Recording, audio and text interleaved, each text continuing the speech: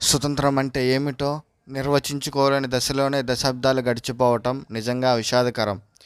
స్వతంత్ర పోరాటంలో ఆస్తులు, అసూలు కోల్పోయిన యోధులంతా నేడు తిరిగి పుట్టిన పరిస్థితుల్లో మార్పు రాదేమో. సాంకేతిక రంగంలో వినూత్నమైన ఆవిష్కరణలు జరిగాయి. చంద్రుని మీదకి ప్రయాణాలు విస్తృతమయ్యాయి. ఆర్థికపరమైన వృద్ధి సాధ్యమైంది. దేశం అభివృద్ధిలో అంగాలు వేసింది. ప్రతి రంగంలో ఈ మార్పు కనిపిస్తుంది. ఆర్టిఫిషియల్ ఇంటెలిజెన్స్తో మనుషులను సజీవంగా, యాంత్రికతతో నింపుతున్నాం. మానవరహిత వ్యాయామ నౌకలను అంతరిక్షంలోకి పంపగలుగుతున్నాం. దేశ స్వతంత్రం అంటే ఇంతేనా అనే విరుపులు ఉన్నాయి.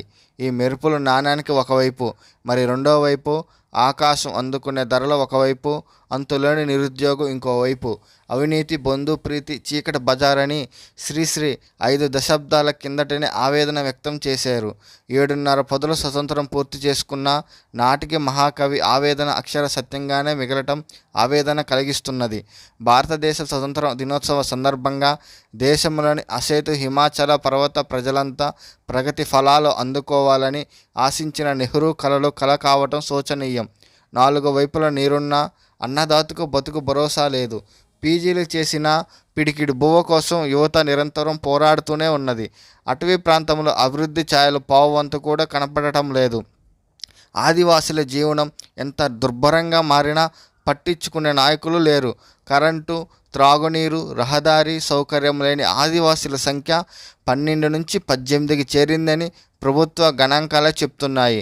ఆగస్టు 15న జెండాకు వందనం చేసే నాయకులు సైతం ఏది నిజమైన స్వతంత్రం, నిజంగా దేశానికి స్వతంత్రం వచ్చిందా అని సందేహం వ్యక్తం చేస్తున్నారు.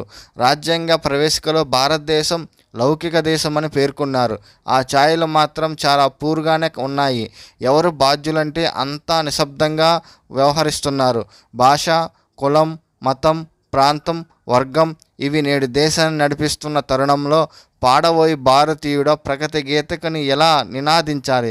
అధికారం ప్రజాపాలనకు, వారి అభివృద్ధికి నాయకులు వినియోగించాలని చెప్పిన రాజ్యాంగ నిర్మాతల ఉపదేశాలు కేవలం నాయకుల ఉపన్యాసాలకే పరిమితి కావటం మరో విషాదం. శ్రీ బాలికల సంరక్షణ అంకెలు గణం, ఆచరణ శూన్యం.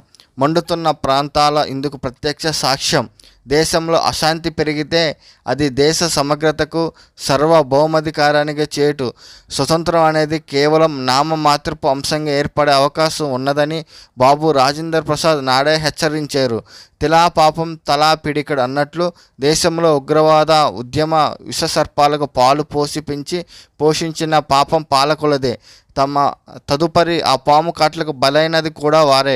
మరి వర్తమాన రాబోయే తరాలకు ఏది నిజమైన స్వతంత్రమో ఎలా వివరించగలం? విద్యాలయాలు సైతం స్వతంత్ర దినోత్సవం కోసం ఆటలు ఆడిస్తున్నారు.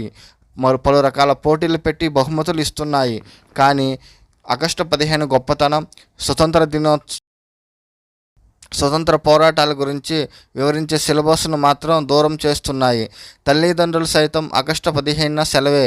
మరి వారు తమ పిల్లలకి ఏం చెప్తున్నారు? కవులు, కళాకారులు సైతం ప్రభుత్వ సేవలో ఉంటూ వారిచ్చే పురస్కారాల కోసం పరితపిస్తున్నారు. మరి ఏది నిజమైన స్వతంత్రమో యువతకు చెప్పేదెవరు? ఆ దిశగా ఆలోచింపజేసేదెవరు?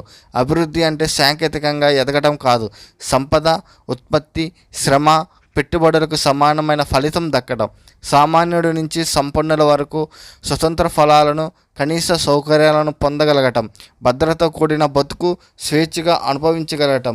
భ్రమల లేని వాస్తవ సమాజాన్ని నిర్మించడం కోసమే 1857 నుంచి 1947 వరకు ఉధృతంగా పోరాటాలు చేసి మన ప్రాణాలను తృణంగా సమర్పించిన నిస్వార్థ నాయకుల జీవితం గురించి వివరించాల్సిన అవసరం ఎంతో ఉంది. కానీ ఆ దిశగా విద్యా విధానంలో తగు మార్గదర్శక సూత్రాలు లేవు. ఉన్న వాటిని సైతం రాజకీయ, మత ప్రయోజనాల ప్రతిపాదికగా పుస్తకాల నుంచి తీసివేయటం. ఎటువంటి పునర్నిర్మాణమో పాలకులే చెప్పాలి.